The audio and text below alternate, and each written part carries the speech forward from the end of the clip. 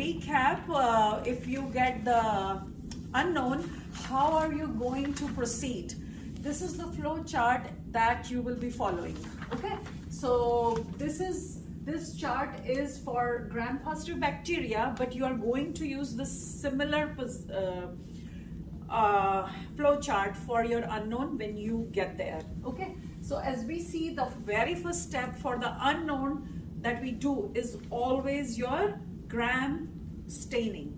Once you perform gram staining, you either get gram negative bacteria or you get gram positive.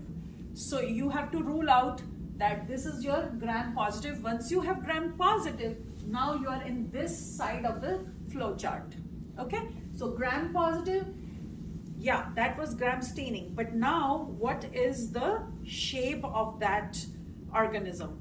Is it cocci, which means round cells? Okay, bacterial cells, individual cell is what I'm talking about, or they are rod shaped, you know, kind of like little small little bitty Hershey Chase bar. Does it look like that? Okay, if your bacteria turns out to be that rods, okay, then you have something called bacillus, okay, and or it could be Clostridium, but it can be a endospore former. That will be your next check.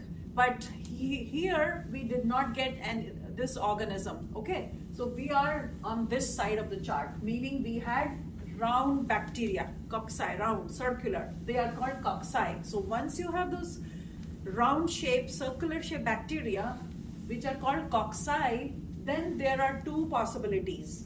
Either you have Staphylococcus or you have Streptococcus. Make sense? So how do you differentiate between these two? So the test that differentiates between them is a catalase test. So what happens in catalase test is the hydrogen peroxide gets broken down into water and oxygen. So how do you conduct that test? You will take a simple like a little bitty colony on the slide and you pour 1 drop of hydrogen peroxide.